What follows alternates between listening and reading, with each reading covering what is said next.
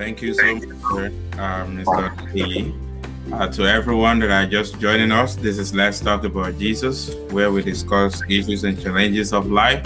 Today we are talking about politics and we are focusing on independence, leadership character in government and politics, the state of Nigeria.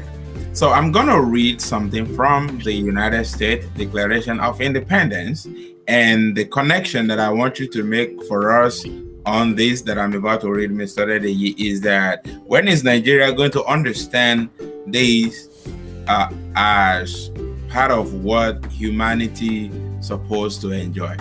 So, and it's a popular fashion in the Declaration of Independence for the United States that says, we hold these truths to be self-evident that all men are created equal, that they are endowed with their creator with certain unalienable rights, that among these are life, liberty, and pursuit of happiness. At what point would Nigeria state understand that these, though might be in United States Declaration of Independence, but it's actually applied to all humanity in the sense that life, liberty, and pursuit of happiness?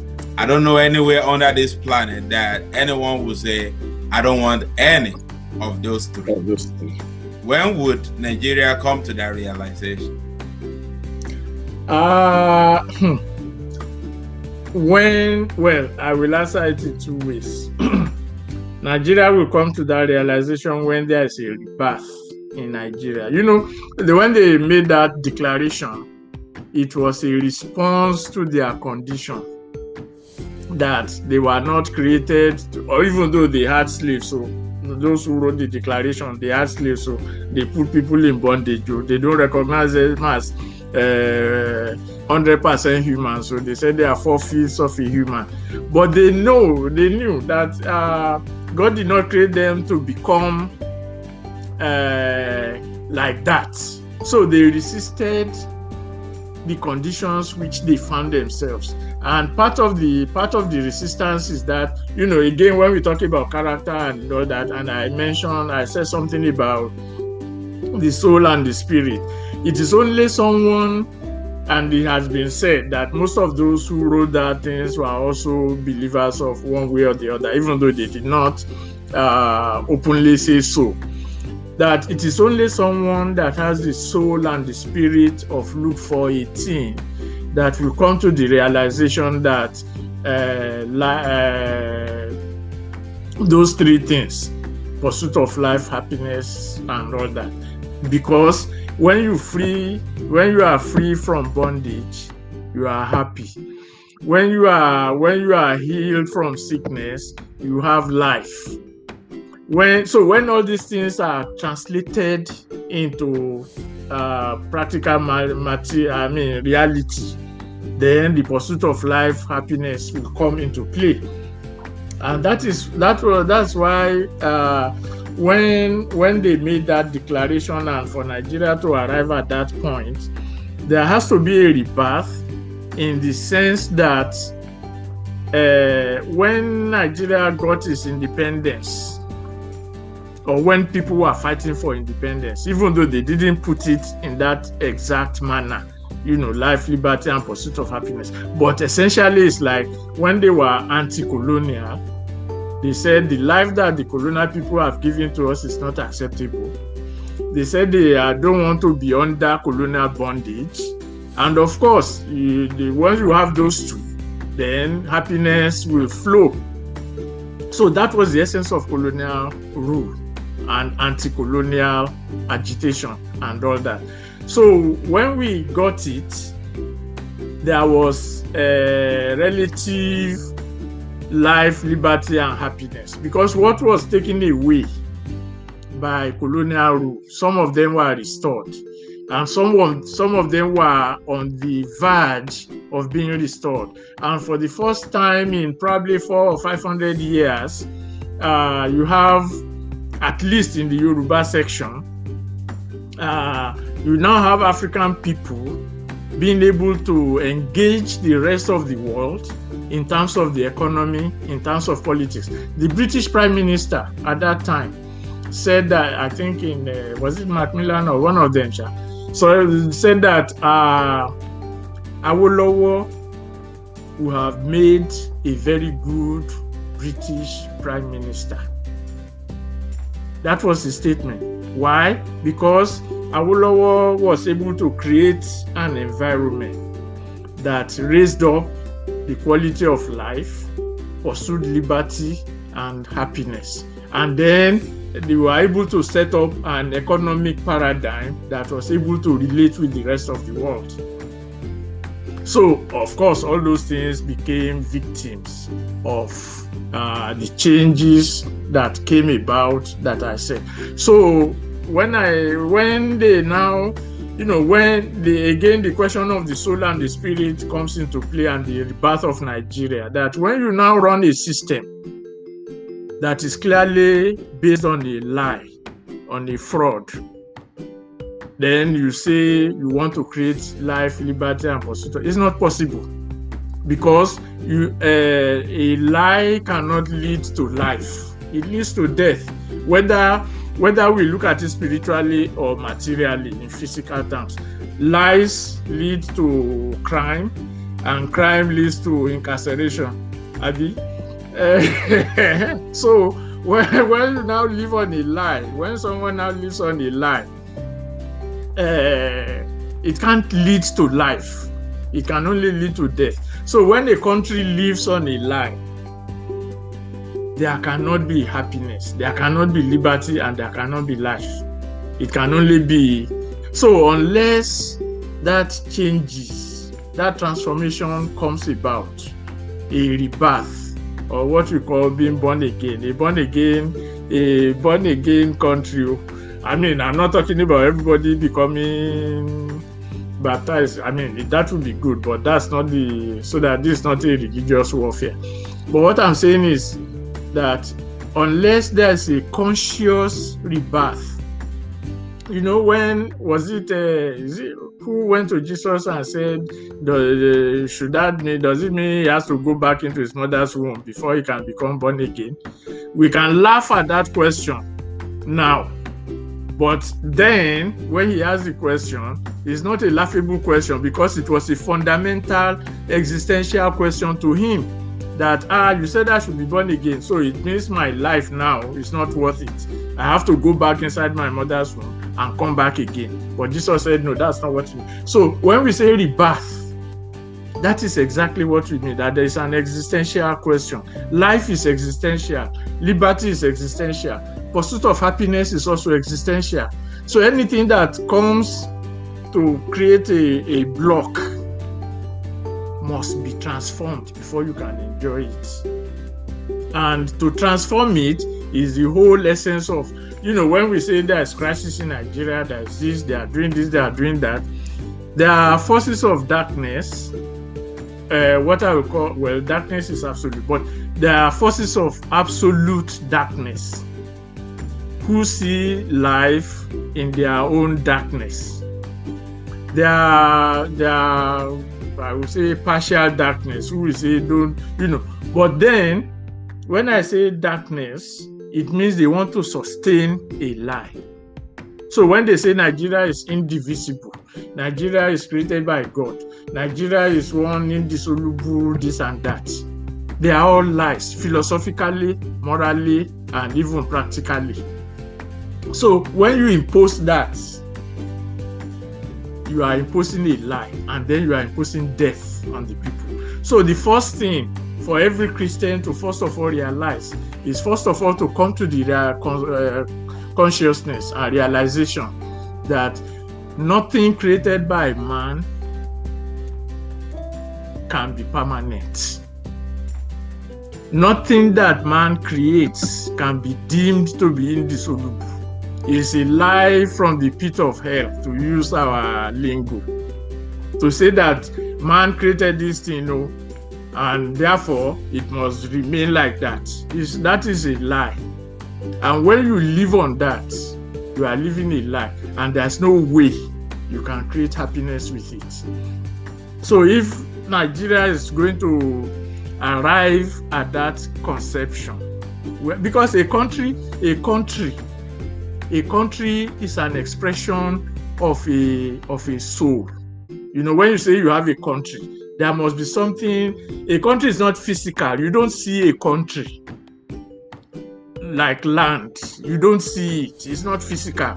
It's a soul. It's a spirit. It's something within you that expresses your humanity, and you are only expressing your humanity through those means because, okay, we are born in Nigeria and stuff like that, so we find ourselves there. So we express our humanity through that. That's why we say we are a country.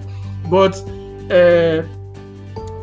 my soul, I mean, like as a Yoruba person, for example, if I now want to say, okay, a Yoruba, a Christian, and a Nigerian, if I now say Nigeria is indissoluble,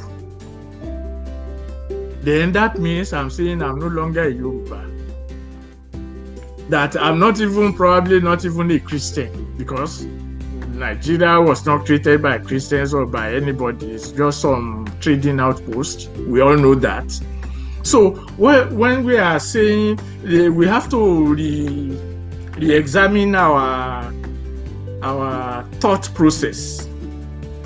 We have to re-examine our thought process and not shy away, because if all those people that made the American Declaration of Independence, if they shied away from their thought process, they wouldn't make that declaration. They just saw themselves, we are no longer British subjects, no longer subject to British monarchy, and therefore we express this thing right from the soul of our hearts. And the Bible is also scriptural, because one, God said, I give you dominion over everything, to have dominion over this and that and that and that. And then God says, you have the knowledge that there's nothing under the sun. You have the knowledge to do all these things. I've given you the knowledge to do. So we, by creation, God did not create us to live a life in bondage.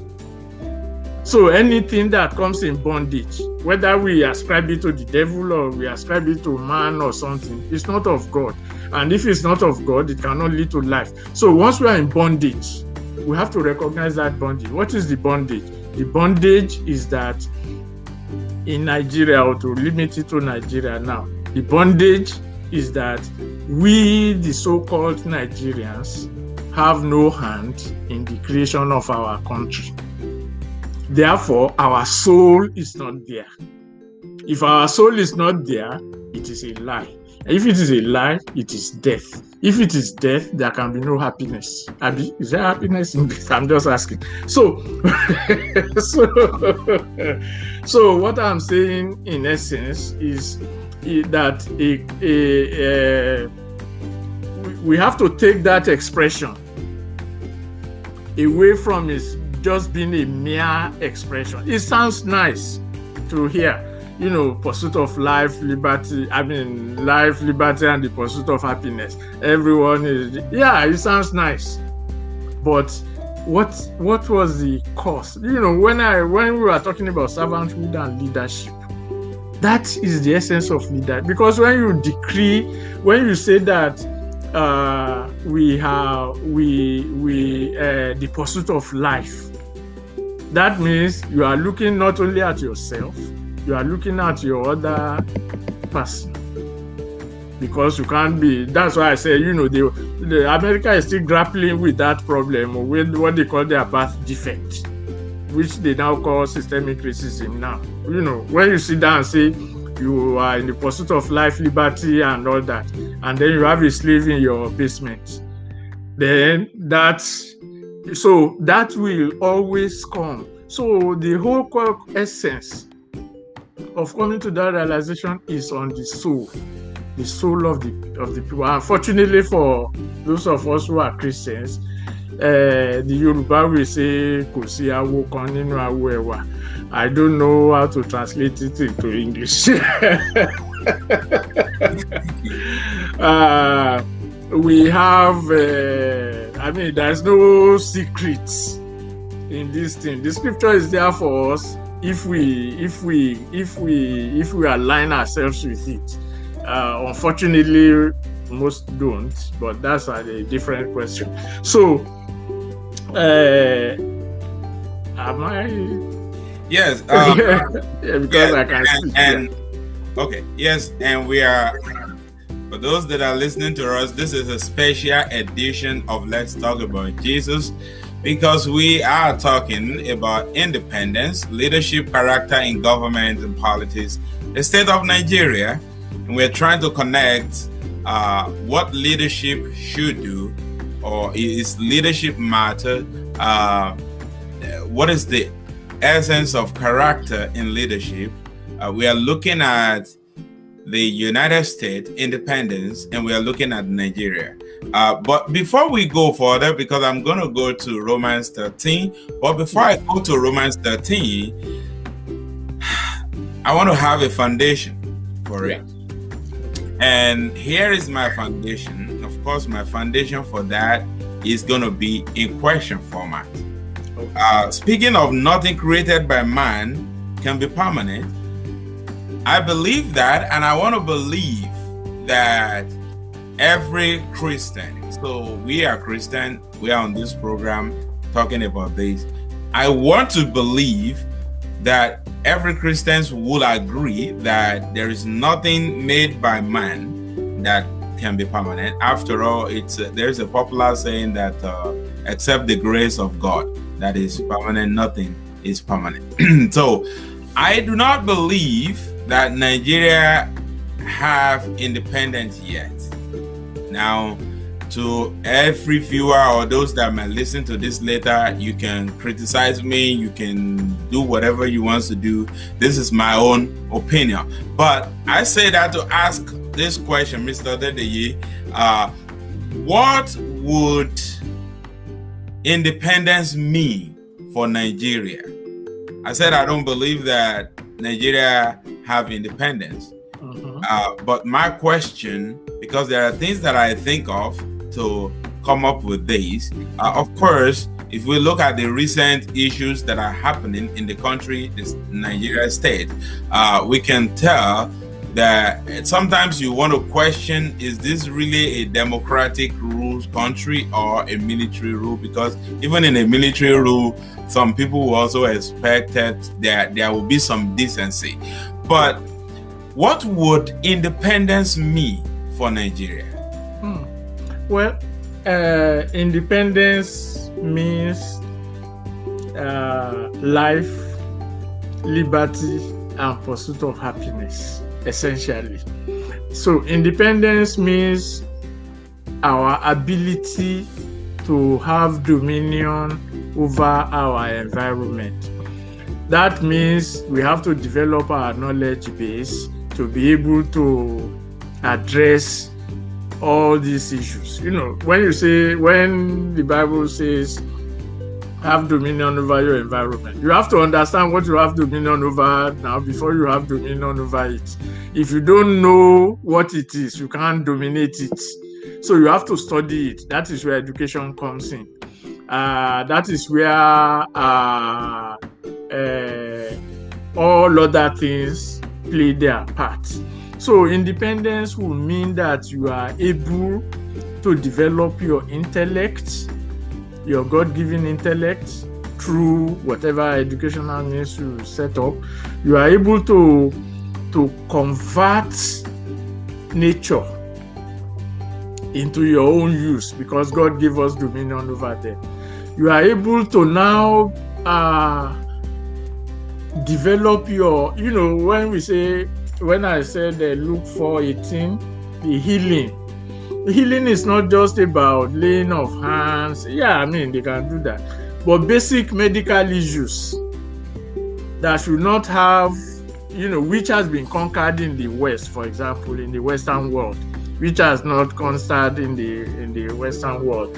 Basic medical issues that we don't even have, we don't even know what it's all about. So before anything happens, we run to America or India and all that, as if those people are not human beings that were able to do these things on there. So those are the things that independence means. And that's why I said if you connect it with Luke 4:18, you will see the connection that independence means.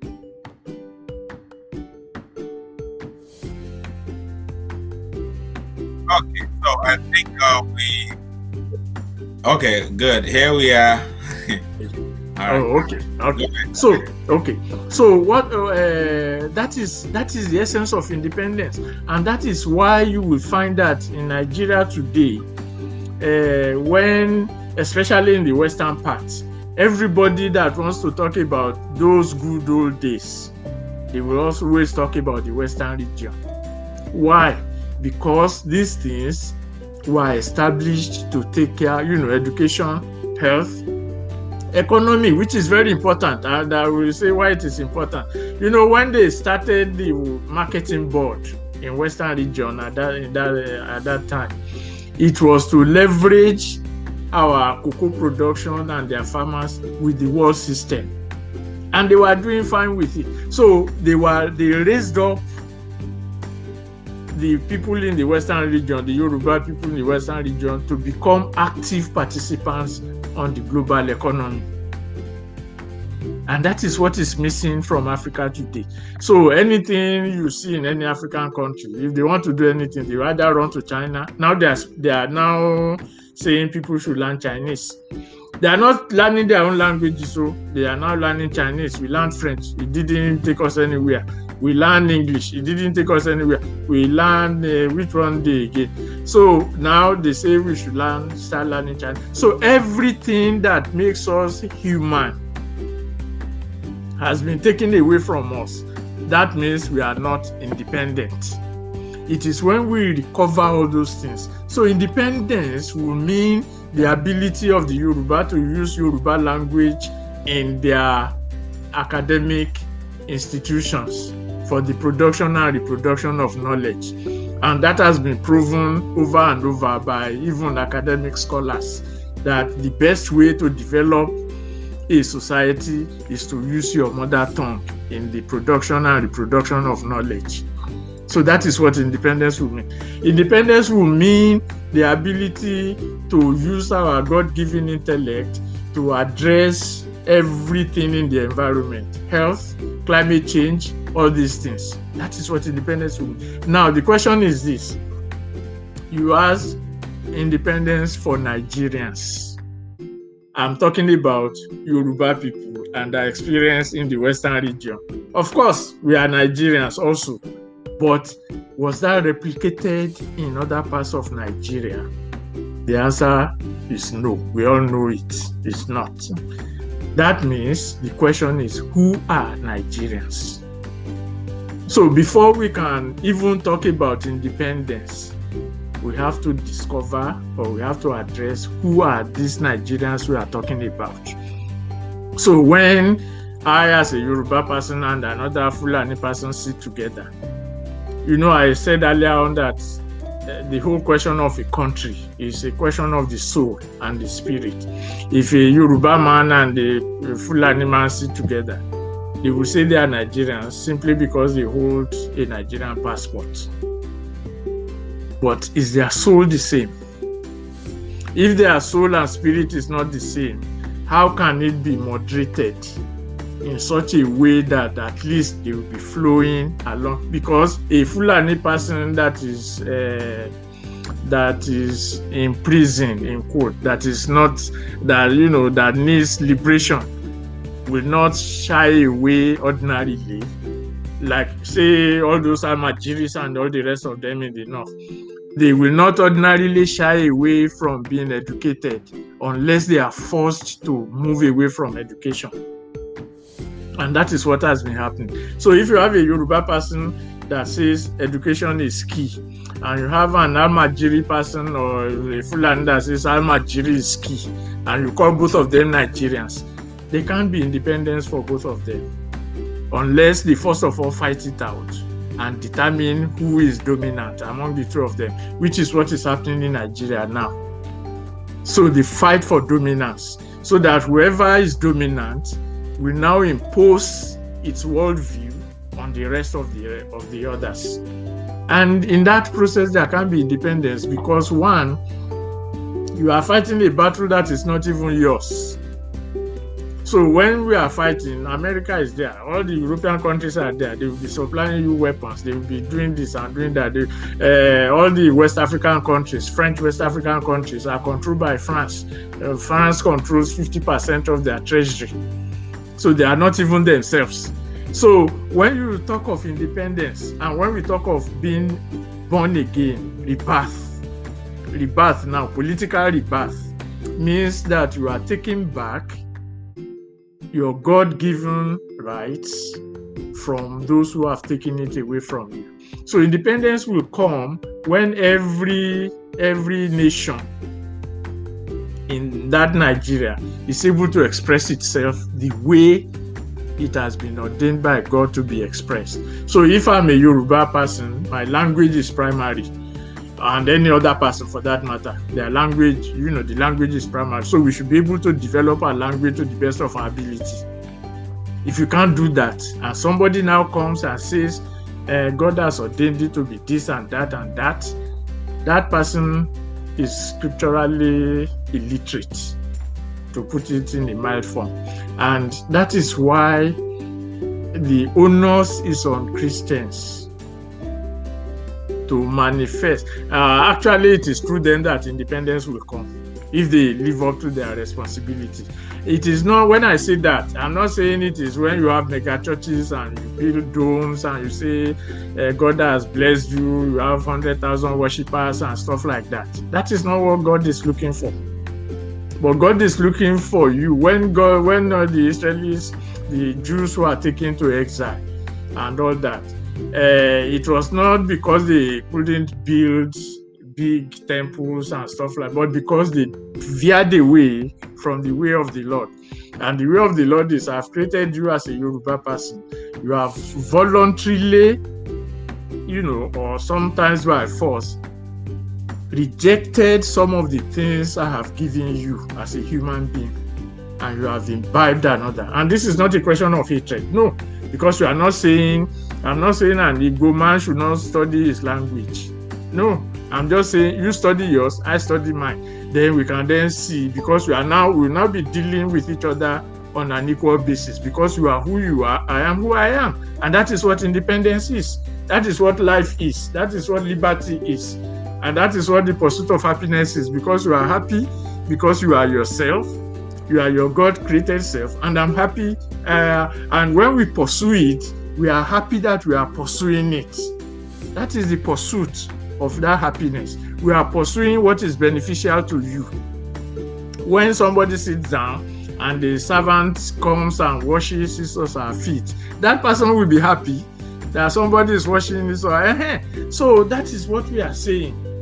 So I think that will answer that question, that when will independence come? When we come to the realization of who we are as created by God. And that is when all the nations come to that realization by themselves. And we will not just be carrying Bible around. When Mordecai finished what he did and all that and this and all that, they gave the Jews permission to do their own thing, even when they were in the empire. So that's the kind of thing we are talking about. So as long as we cannot manifest our God-given existence, there won't be any independence. Wow. Yeah. When we cannot manifest our God-given existence, that is a nice handle right there. So again, it's special, and that's why we are going beyond our normal time today. So, Mr. Odedeyi, going back to the U.S. Declaration of Independence, I read further where I stopped earlier, where I mentioned life, liberty, and the pursuit of happiness. It went further to say that to secure these rights, governments are instituted among men, driven their just powers from the consent of the governed, that whenever any form of government becomes destructive of these ends, It is the right of the people to author or to abolish it and to institute new government, laying its foundation on such principles and organizing its powers in such forms as to them shall seem most likely to effect their safety and happiness. Of course, I just read from the Declaration of Independence for the United States of America. And if anybody's watching and says, well, we are mostly talking about Nigeria, but of course, we are also bringing in America into this. Why? Well, the why behind that is the fact that whatever happens in Nigeria, it seems, even though Nigeria was colonized by the British, but they try to model their politics and the like of that American, and they stole the first three words from the American Constitution, we the people, which in Americans' case, it is a legitimate we the people word. But in the Nigerians' case, it was a stolen word, because I'm yet to find out where the people gathered to come up with the Constitution. But that is a conversation for another day. So with what I have read, and then we spoke earlier about the dichotomy, the young and the old, the angry and the hungry, and things like that. So one of the reasons for the dichotomy is the absence of poor life, liberty, and pursuit of happiness.